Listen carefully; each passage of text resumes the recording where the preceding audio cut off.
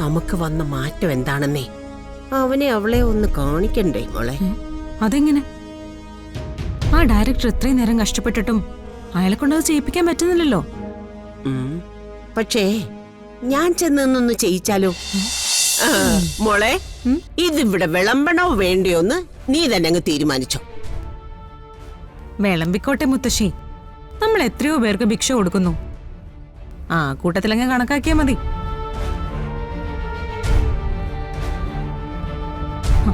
എടോ, ഇന്നത്തെ ഫുഡിന്റെ പൈസ നമ്മൾ ചെയ്യുന്ന ചാരിറ്റിയുടെ കണക്കിൽ വെച്ചോളണം. അതിനേ ഉള്ളൂ. ദേ ഇങ്ങോട്ട്. ഇപ്പൊ എന്ത് തോന്നുന്നു ബിസിനസ്സുകാരാ?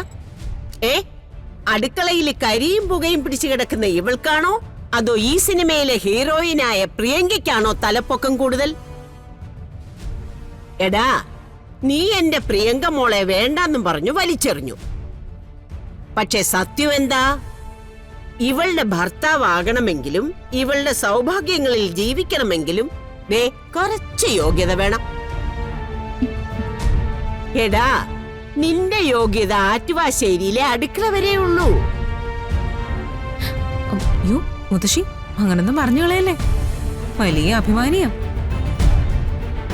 അതെ, ഈ കണിമംഗലം ഒന്ന് കേട്ടിട്ടില്ലേ? അഭിമാനം ഹിമാലയം പോലെ ഉയർത്തി കിടക്കുന്ന തറവാട്. ജെത്തി നടക്കുന്നത് വരെ അങ്ങനെയൊക്കെ ആയിരുന്നു. അത് കഴിഞ്ഞപ്പോ ഹിമാലയം തകർന്നങ്ങ് താഴെ വീണില്ലേ? ഇപ്പോ മകൻ കണ്ണിൽ കണ്ടവരുടെ അടുക്കളയിൽ അച്ഛനും അമ്മയും മുത്തശ്ശിയും ഒക്കെ കുറെ പേരുടെ അടിമകൾ. നാണമില്ലാത്തവർക്ക് പിന്നെ എങ്ങനെ വേണമെങ്കിലും ജീവിക്കാമല്ലോ. ആർക്കാ നാണം ഇല്ലാത്തത്? അതെ, നമ്മളിവിടെ ഒരു തർക്കത്തിൽ വന്നവരല്ല. നമുക്ക് നമ്മുടെ ജോലി ചെയ്യാം. എന്നെ ആരെന്ത് പറഞ്ഞാലും എനിക്ക് കുഴപ്പമില്ല. പക്ഷെ വരണൊന്നും പറയാൻ ഞാൻ സമ്മതിക്കില്ല. എടോ, ഞാൻ പറയുന്നത് മനസ്സിലാക്ക്. അതെ, കരുതി കൂട്ടി പ്രശ്നങ്ങൾ ഉണ്ടാക്കാൻ വന്നിരിക്കുന്നവരുടെ മുന്നിൽ നിന്ന് ഒഴിഞ്ഞു പോകുന്നതാണ് നല്ലത്. എടോ മാനേജരെ, ഒരു സീൻ കൂടി കഴിഞ്ഞാൽ ഭക്ഷണം വിളമ്പണം. താൻ പറഞ്ഞതുപോലെ ഇത് മഹത്തരമാണോന്ന് ഞാനൊന്ന് നോക്കട്ടെ. നിങ്ങൾ എന്താ നോക്കി നിൽക്കുന്നത്? മാഡം പറഞ്ഞത് കേട്ടില്ലേ? പെട്ടെന്ന് കൊണ്ടുപോയി റെഡിയാക്ക്. ചേട്ടാ, ഇത് ഞാൻ അവിടെ കൊണ്ടുപോയോ? ചെന്നാ മതി. ഓക്കെ.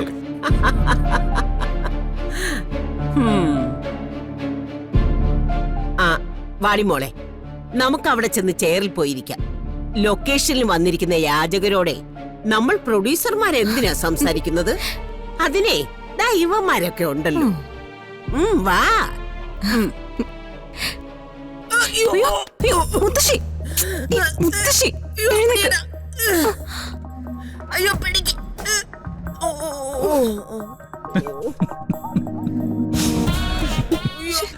മുത്തശ്ശിയോട് ഞാൻ പറഞ്ഞല്ലേ ഈയുള്ള ചെരുപ്പിടണ്ടെന്ന്.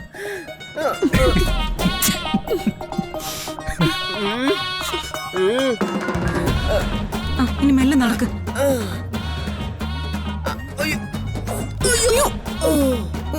മുത്തശ്ശി വാ. നടക്കുന്നു.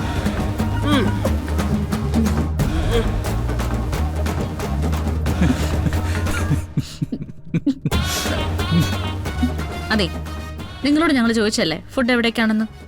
നിങ്ങൾ എന്താ പറയാതിരുന്നേ?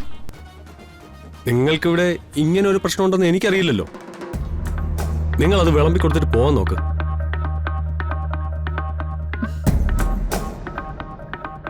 രാധികേ, നമ്മളെ ഒരല്പം ശ്രദ്ധിച്ചേ പറ്റൂ.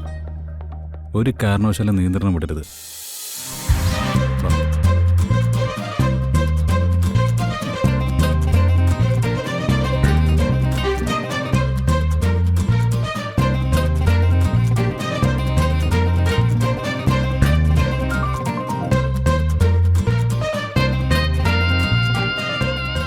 മുത്തശ്ശിയുടെയും മോളുടെയും മണ്ടത്തരങ്ങൾ ഒരുപാട് നടക്കുന്നുണ്ടെന്ന് ഇവിടെ ഒരു പയ്യൻ പറഞ്ഞു.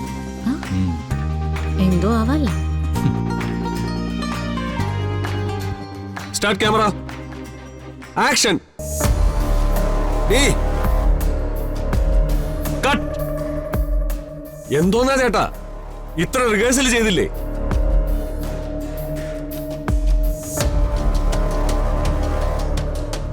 ഓക്കെ. പേരക്കുട്ടി ചെയ്തുകൊണ്ടിരിക്കുന്ന ദ്രോഹങ്ങൾക്ക് മുത്തശ്ശൻ നിയന്ത്രണം വിട്ട് റിയാക്ട് ചെയ്യുന്നതാ. മുഖത്ത് അതിന്റെ എക്സ്പ്രഷൻസ് വേണം. ശരി sir. Okay, ons more. Start camera, action. Cut. ഇയാൾ എന്തായി കാണിക്കുന്നത്? Sorry sir. ഇയാളൊക്കെ എവിടുന്ന് കൊണ്ടുവന്നു? ഒരു റിയാക്ഷനും ഇല്ല, ടൈമിങ്ങും ഇല്ല. എടി, അവനെ ഉള്ള അവിടെ നിപ്പുണ്ട്. ഓ, അതിലെ കാര്യമൊന്നുമില്ല. ഷൂട്ടിംഗ് ആവുമ്പോ ഇങ്ങനെയൊക്കെ ഉണ്ടാവും. ചേട്ടാ, ലാസ്റ്റ് ആൻഡ് ഫൈനൽ. ഇത് മിസ്സാവരുത്. ഇല്ല ഇല്ല സർ. ഞാൻ പറഞ്ഞല്ലോ, റിയാക്ഷൻ വേണം. നിയന്ത്രണം വിട്ടുള്ള അടിയാണ്.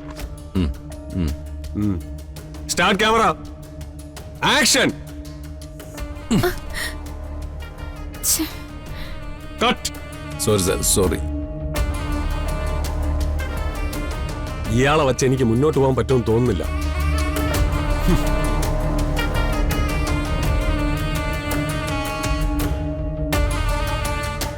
എന്താ ചേട്ടാ പ്രശ്നം? എനിക്ക് കാര്യങ്ങളൊക്കെ മനസ്സിലാവുന്നുണ്ട്. ഈ അടിക്കാൻ വരുമ്പോ ഒരു ചേട്ടൻ ആദ്യം ഒന്ന് റിലാക്സ് ആവും, അപ്പോഴേക്ക് സാറ് വരും.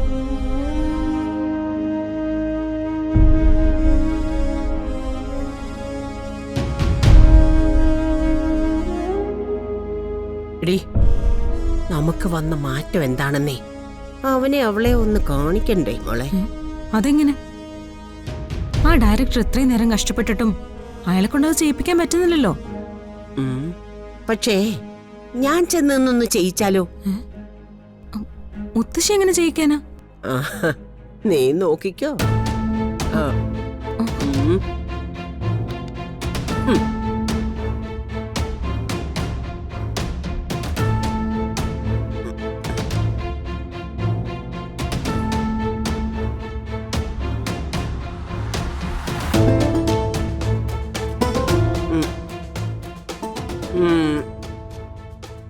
എന്താടോ തന്റെ പ്രശ്നം?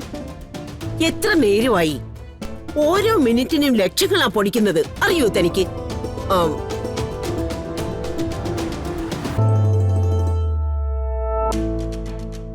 Sorry madam. എന്തോന്ന് സോറി? അടുത്ത തവണ അത് ശരിയാക്കണം. ഒരു കാര്യം ചെയ്, അവളുടെ സ്ഥാനത്തെ ഞാൻ നിൽക്കാം.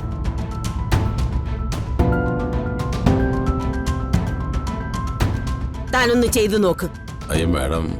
ആ, അവളുടെ മോന്ത കണ്ട അഭിനയിക്കാത്തതിനെ ഞാൻ തന്നെ കുറ്റം പറയില്ല. എന്റെ സിനിമയിൽ അഭിനയിക്കാൻ വന്നതെങ്കിലേ അഭിനയിച്ചാ മാത്രം പോരാ, ജീവിച്ചു കാണിക്കണം. തല്ലാൻ പറഞ്ഞാ തല്ലണം, കൊല്ലാൻ പറഞ്ഞാ കൊല്ലണം.